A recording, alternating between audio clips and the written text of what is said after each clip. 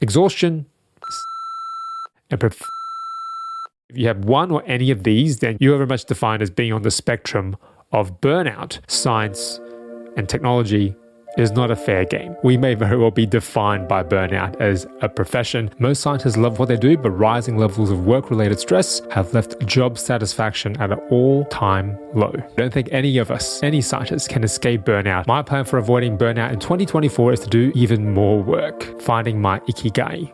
The thoughts expressed in this podcast are my own views and opinions. They do not reflect the values of my employers. Welcome back to the newly rebranded Biolab Collective with Jack Wang podcast. For those of you who are old listeners, it was previously named Crossover Connections, and the reasons for this rebrand I'll touch back on at the end of this episode, but it ties very much in today's episode theme, which is all around burnout. If it's your first time to the podcast, my name is Jack Wang. I'm a scientist, YouTuber, and podcaster, and on this podcast we cover the business of science and how all the headlines inform us about the jobs of the future. Usually as the year ends, all of us feel very drained from everything that's happened that year, and what you don't want is to have the lingering effects of burnout from the previous year carry over into the next year, and it has this negative flow-on effect, this vicious cycle as opposed to a virtuous cycle, and before you know it, you start the new year more cynical, more negative than ever before, and scientists are certainly not immune to burnout. In fact, we may very well be defined by burnout as a profession, and the first headline comes courtesy of an article from Nature,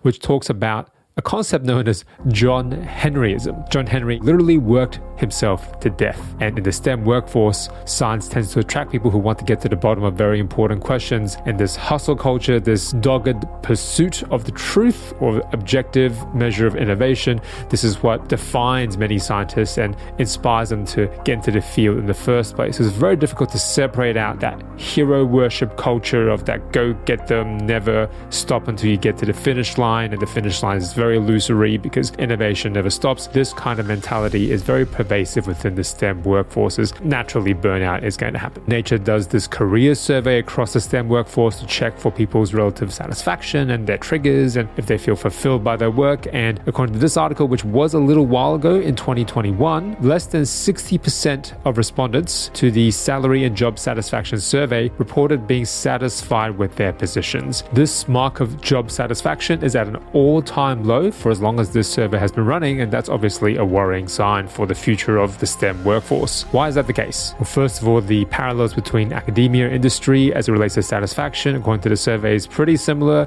Neither is particularly rosy. Feeling like I'm achieving less than I should, feel like there's more work to do, feel like I don't have enough time, feeling run down, drained, feeling like organizational politics or bureaucracy prevent them from doing a good job. The science, the actual work of investigative inquiry, is only part of the job, if not half of the job. Reviewing papers, reviewing for journals, sitting on grant panels, or for free, as well as the committee work if you are employed at a university or college. This pretty much means people who work in STEM often have the equivalent workload of 2 full-time jobs. If this is all so terrible and the situation is so dire, why are there still so many people in our field of science and so many people wanting to get into the fields of science? It is because fundamentally we have that intellectual curiosity. We love the idea of being at the forefront of finding something brand new that we can put our name on. We're enchanted by the fantasy of our legacy in the history books, and there will always be a line of people trying to get into this space. And I really like this editorial article from Immunology Journal. One of the editors wrote an article about burnout in science, becoming their own independent lab head, their own independent principal investigator, having a reliable source of grant funding, having lots of people under their purview, sitting on all these important advisory boards and starting companies, while also having kids and trying to balance a family life. What happened at the end was that despite having an embarrassment of professional riches and all of these accolades, they felt like they were unable to climb out of bed in the morning. They were burnt out. And science burnout is a little unique in that we felt this immense internal pressure to live up to some imaginary standard. We need to always work harder and try and find an extra edge. We're essentially battling against ourselves or the illusion that everyone else is a step ahead of us. The imposter syndrome, of course, plays a little bit of a role in this. All the things that we do, many of the things that we strive for, they are internal, intrinsic pressures that we place upon ourselves. Many scientists are explorers by nature. We do this job because it is our chance to discover something, and that quest of discovery really gets ourselves into trouble. cycle. Our work, our passion for discovery or modeling or solving a problem is never finished. We have to be kind to ourselves to be ready to put our tools down at the end of the day and rest, recuperate,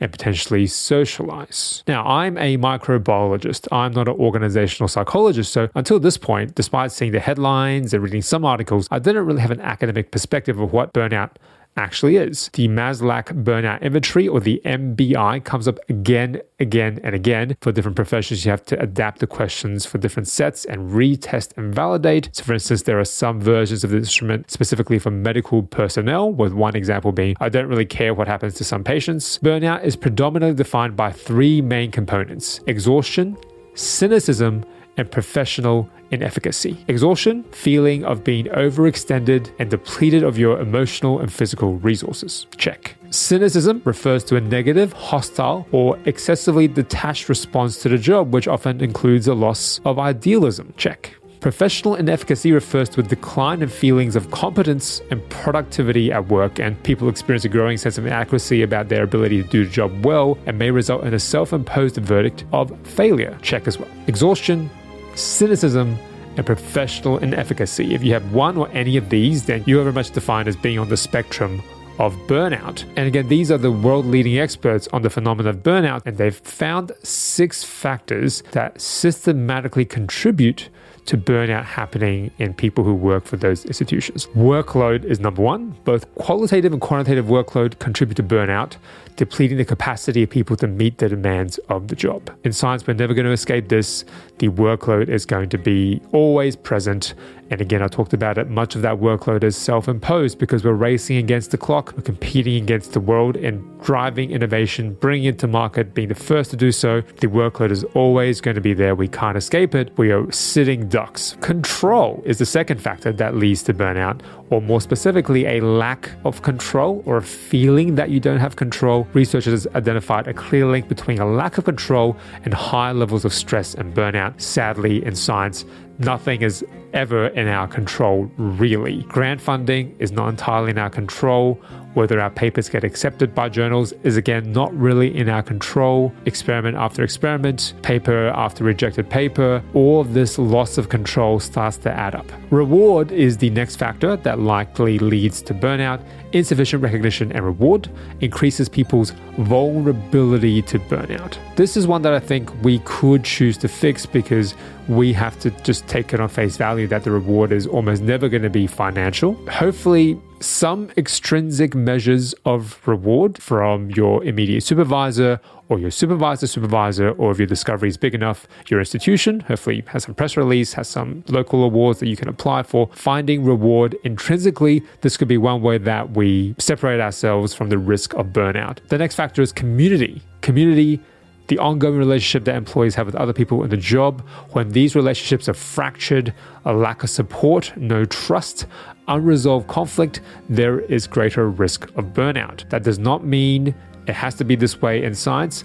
Unfortunately, I've heard many stories where it is like this, where students and postdocs in the same lab are competing to make the same discovery. That sense of suspiciousness, of lack of trust, of broken, fractured professional relationships, that comes from the top. That comes from the supervisor and how they set their students and their staff and their postdocs up for healthy competition, but ultimately success. This sense of community can also be a more grassroots thing, and I think it's important for more junior staff to organize social events. If it's up to the most senior member of staff to organize the Christmas party, then it gets the sense of forced fun. Right? When you invite your boss to your Christmas party, unless your boss is the coolest person in the world, still there's this inherent power imbalance, and they're the ones organizing the social events rather than just being guests. It will feel very forced, and that sense of community might breed further suspicions and further sense of isolation and alienation. Fairness, I'll just strike this one off the board straight away. Science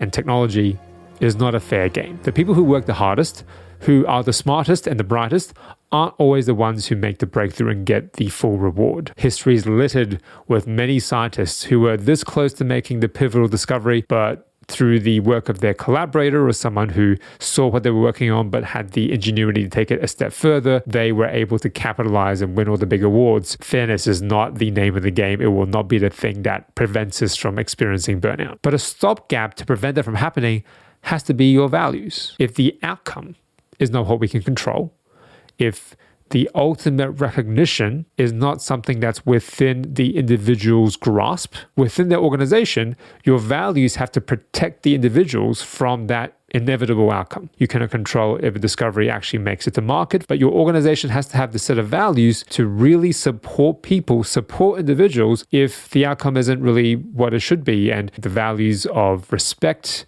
inclusivity, this is something that we can divorce from the ultimate outcome, which unfortunately in science and tech is all too often not particularly fair. So I haven't painted a particularly positive picture of burnout in science, and indeed almost all the scientists I know have had burnout at one point or another during their whole careers, if not during this current calendar year. The one thing that is not particularly helpful, I have to say. You got to relax more. Why aren't you feeling relaxed? You got to relax. You need to take some time off and relax. Why aren't you relaxed? Are you relaxed yet? Nothing less relaxing than being forcefully told you have to relax. This sentiment is reflected in this article from Forbes, the negative impact of toxic positivity in the workplace.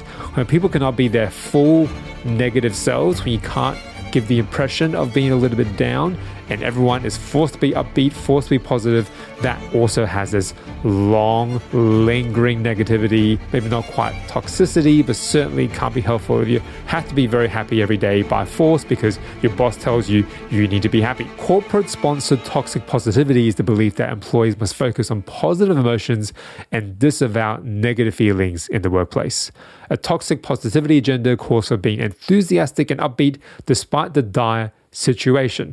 There's a fine line there, isn't it? You can embed a culture where, hey, the negative things will happen. Let's support each other and find ways to collectively arrive at a place where it's okay to not be okay. As opposed to if you come in showing any vulnerability to work and you come in a little down, go home. Don't bring that negative energy into the office.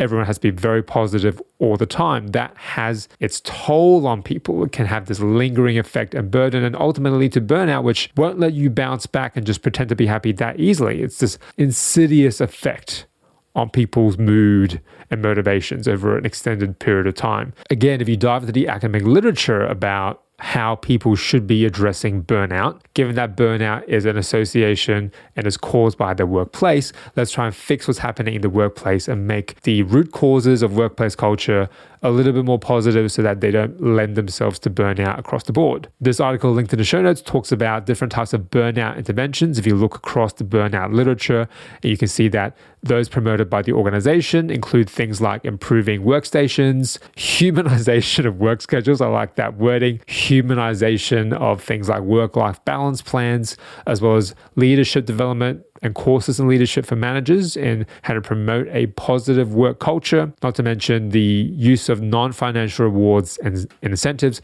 I've been involved in quite a few professional development days for people like fundraisers or teachers, and just having that community recognition of, hey, here is a reward for the best teacher or the best tutor or the best fundraiser or the best community engagement person.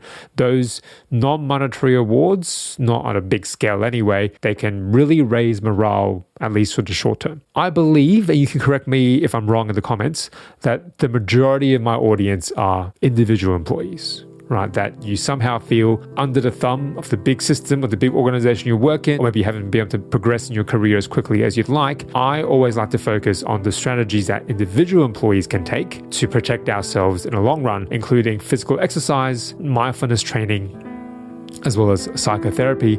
But the one that matters the most to me is self-assessment. That is the category of burnout prevention that's impacted me most personally. And the resource that's the most public-facing and quite useful, not too filled with jargon, comes courtesy of the Black Dog Institute in Australia and their 4-step self-care plan, defining what self-care actually is, the activities and practices that we deliberately choose to engage in regularly to maintain and enhance our health and well-being, especially as it relates to stress, anxiety, which snowballs ultimately into something like burnout. And it has 4 steps. I think step 1 is the most important and also the hardest to do. Step 1 is to evaluate your coping skills and your current habits when stress gets to you. What do you do when you feel stressed? How do you currently manage? Do you think your management and coping strategy is a positive habit that will let you cope better over time? Or is it a negative strategy that will actually ding and deteriorate your health over time, so that as more stress comes along, as you continue to cope, you're actually getting worse and worse at the thing that you should be getting better and better at? Some examples of positive coping strategies: deep breathing, sounds simple enough; listening to music; exercising, meditation; reading; connecting with others; and engaging in a hobby. Out of all of those, I probably do all of them except connecting with others and engaging in a hobby regularly. I do tend to self-isolate a little bit when the going gets tough. I just like to hunker down and get my work done, and often that doesn't leave much time for connecting with other people. So I need to be more deliberate in putting that strategy into place, certainly at the end of the year, certainly for the start of 2024, and engaging in a hobby. One of the key tent poles for how I'm planning on fixing my burnout in 2024 and hopefully going into the future. I'll come back to this point later on. The negative coping mechanisms: yelling. I'm not a big yeller. Smoking. I'm not a smoker. Pacing. I do tend to pace. Skipping meals. I do skip some meals. Drinking alcohol to excess. I'm not a drinker, so that's not the one for me.